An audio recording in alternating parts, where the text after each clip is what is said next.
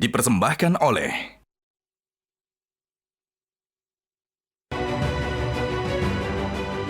Ketemu lagi di Hot Room.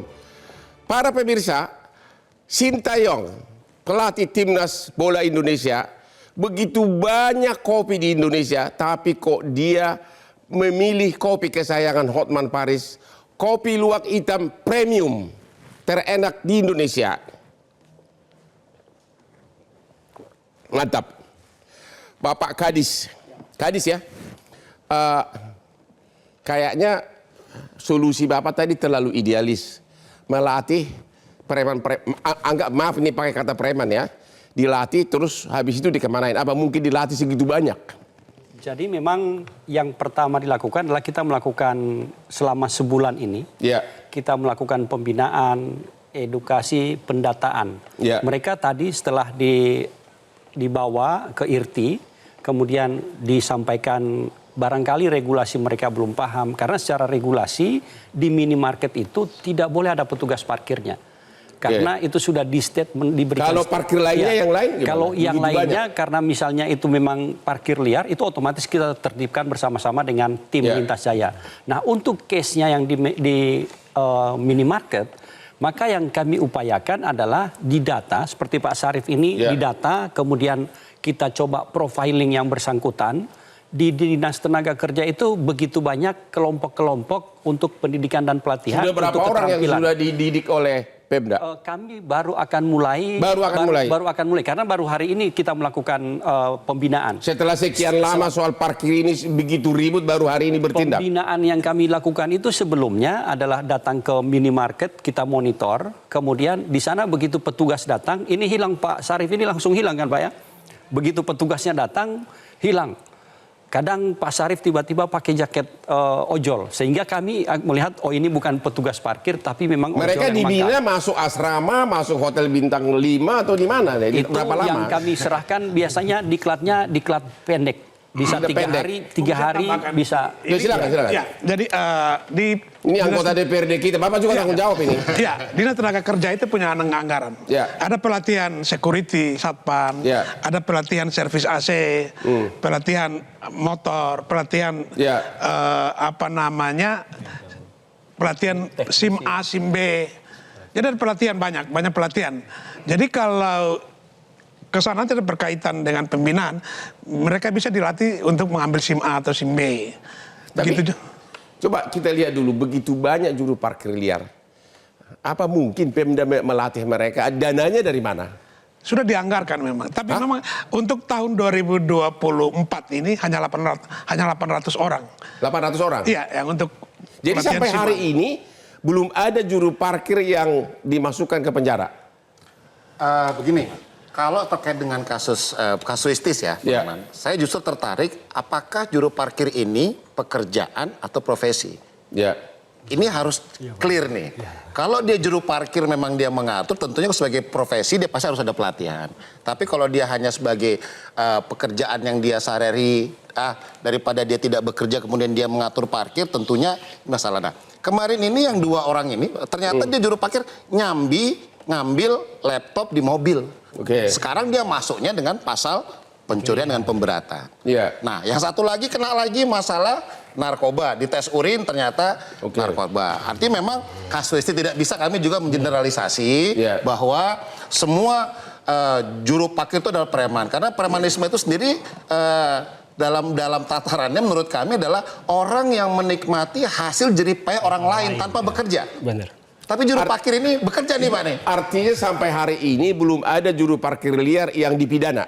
Yang dipidana karena kasus pemerasan di Jakarta Pusat belum ada. Iya, maksudnya karena kasus parkir liar? Oh belum. Belum ada? Oke. Pak Sarif Hussein, kalau Anda sudah dibina, mau nggak dibina?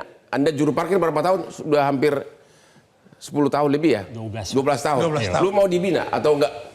Lu bilang nggak mungkin gua dibina gitu tadi.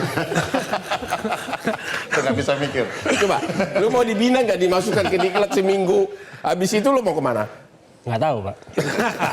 Nah ini Pak, pembinaan yang dilakukan berkali-kali itu hanya buang-buang dana.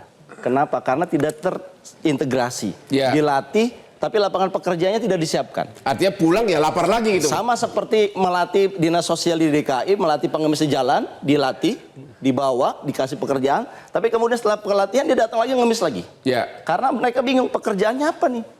Jadi Nah. ini bukan hanya salahnya Pemda dong, ini sudah menyangkut nasional. Makanya dalam memilih jenis kebijakan yang dilakukan oleh Dishub, sebaiknya menurut saya ini diformalkan saja juru parkir ini, Pak. Karena begini, kalau kita lihat sejarahnya, Pak Syarif Hasan mungkin bisa cerita. Tadi saya berbicara sama beliau ini juga mantan Banpol, Pak, Bang.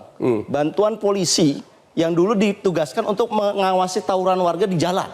Tapi kemudian bantuan polisi itu hilang. Ya. Kemudian Bapak ini bingung dan saya kira banyak orang yang bingung harus bagaimana karena dia hidupnya di jalan, ada mobil yang parkir, ya dia melakukan tugasnya, menolong orang. Artinya tidak mungkin pembinaan 3-4 hari seminggu merubah profesi dia tiba-tiba Tidak menjadi. mungkin sama sekali, dan itu hanya buang-buang APBN, apalagi hanya 800 orang yang dilatih. Tuh di Bapak Kadis katanya Bapak hanya buang-buang APBN aja loh Pak. Jadi sebenarnya bukan buang-buang anggaran, karena memang kita itu menetapkan target dalam pendidikan pelatihan itu sesuai kebutuhan dunia usaha. Jadi sudah ada istilahnya link and match di dalam begitu kebutuhan dunia usahanya berapa, ini yang disiapkan. Sehingga yang tadi saya sampaikan, contohnya Pak Syarif, di profiling yang bersangkutan, diundang, kemudian dilihat, oh ini ada dunia usaha yang butuh tenaga kerja apa, sesuai dengan profilingnya Pak Syarif, didiklatkan, kemudian disalurkan ke sana. Sehingga yang bersangkutan sudah otomatis begitu selesai diklat, ada sertifikatnya, disertified, itu datang. Yang sudah berhasil ada datanya nggak? Berapa orang? Itu sudah cukup banyak yang berhasil. Bahkan mekanik di perkapalan pun kami salurkan itu ada. Jadi macam-macam. Jadi tidak lagi pola dulu. Diklatnya asal ada, kemudian ada sertifikat, kemudian dilepas. Sekarang yang dilakukan DKI itu prinsipnya. Tuh ada buktinya katanya. Anda itu main dulu aja loh. Ini, Bang. Tadi dianggarkan hanya 800 orang yang untuk dilatih. Ya. Kalau tempat ibadah aja ada 151.000. Jadi begini, Mas. Ada 16.000 juga lahan parkir yang kemungkinan yang liar, dan itu kemungkinan minimal ada 1. Untuk Jadi ini 800 lebih dari puluhan ribu, Bang. 800 orang itu hanya untuk Jakarta Utara. Saya bicara karena saya. Iya, Jadi semua wilayah DKI ini ada pelatihan. Segala jenis pelatihan. Tadi saya sudah katakan ada pelatihan SIM A, SIM B, pelatihan. Kalau di Jakarta Utara pelatihan kren kontainer, alat-alat berat, forklift, pelatihan Jadi, security. kalau menurut Anda itu nggak realistis, apa solusinya? Saya kira begini, di DKI ya, konteks DKI, kita tahu parkir ini adalah salah satu instrumen untuk mengurangi kemacetan. Ya. Kalau parkirnya tinggi, orang mungkin tidak berpikir menggunakan kendaraan pribadi. Ya. Dia akan pakai public transportation. Jadi Anda mau bikin tarif? Harusnya Dishub dengan kecerdasannya, dia gunakan parkir ini untuk mengatur behavior masyarakat dari yang tadi menggunakan kendaraan pribadi ke kendaraan umum. Caranya? Caranya adalah pertama, Bang, didata apakah parkir ini tersedia atau tidak. Contoh misalkan, kalau di minimarket tidak boleh ada parkir, kemudian ada komunitas yang menyiapkan lahan parkir, itu kan bisa kemudian diresmikan. Dan itu jadi pemasukan buat APAD buat Tarif parkir Anda mau naikin? tarif parkir kan diatur sudah flat. Ya. Yang jadi masalah adalah bagaimana tarif yang sudah ada ini terregister agar menjadi PAD. Jadi menambahkan Ini yang nggak belum terkait dilakukan, apa yang saya disampaikan kira, oleh Pak Nur tadi, memang begitu kita mengusahakan satu tempat menjadi lokasi parkir, maka itu perlu ada regulasinya, perlu izin. Ini yang kemudian oleh pemilik minimarket, begitu ada izin oleh mereka, oh ini ada otomatis kami persyaratkan. Begitu mengurus izin, tolong ada petugas parkirnya yang melakukan penjagaan dan seterusnya. Ini yang mereka tidak inginkan. Ya. Sehingga di sana langsung digratiskan. Nah tadi begitu kita misalnya menetapkan lokasi parkir yang banyak Pak Nur di tengah kota, maka semua orang di Jabodetabek akan datang ke Jakarta bawa kendaraan pribadi. Kami sekarang merubah itu dengan pola public transit oriented development, tidak lagi menggunakan car oriented development, sehingga yang disiapkan itu adalah lokasi parkir di dekat-dekat stasiun Termasuk atau halte parkir di bus. pinggir jalan juga itu berhak mereka nagih. Untuk di pinggir jalan sudah ada peraturan gubernur bahwa ada sekian ruas jalan yang boleh parkir, sekian yang tidak. Kalau tetap Di sana ada parkir liar, sanksinya Di apa? sana ada parkir liar, sanksinya tadi jika kendaraannya ini kami derek kemudian dikenakan denda, si pelaku pengatur parkir liar tadi itu ada sanksi hukumnya. Perda 8 2007 yang dendanya adalah bisa 500.000 sampai dengan 30 juta atau kurungan Terima kasih. badan 20. Tetapi begini Bang Ya. Hotman, Pak Gubernur menyampaikan bahwa tujuan kita tidak kepada sanksi. Oh, tidak kepada Tidak sanksi. kepada sanksi, tetapi bagaimana kita membina para jukir ini sehingga mereka disalurkan lebih kepada humanis persuasif Oke. yang kita lakukan. Sekali lagi, Anda kan ahli kebijakan publik. Di mana-mana kalau pidananya tegas orang akan takut. Dan ini rupanya belum pernah ada pidana diterapkan. Pendapat Anda, apa mungkin masuk di akal bahwa itu bisa dibina, dididik dan sebagainya? Itu mungkin nggak?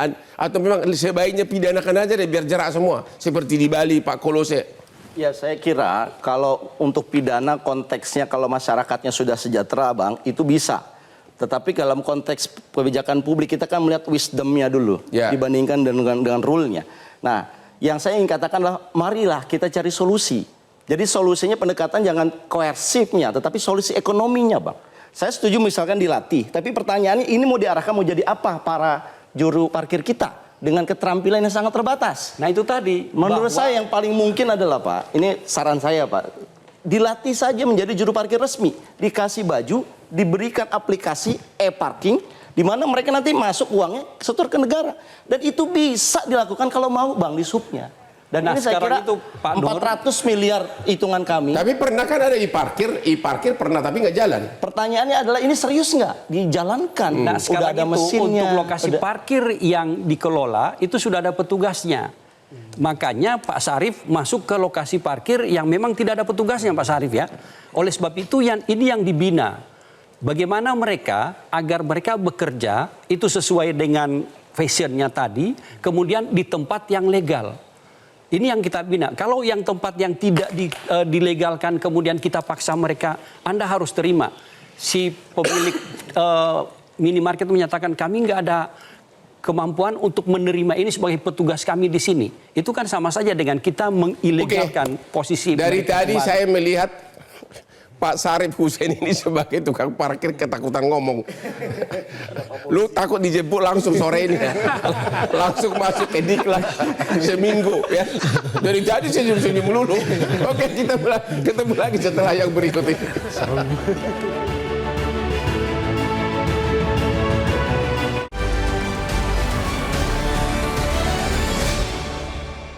Jelajahi cara baru mendapatkan informasi. Download Metro TV Extend sekarang.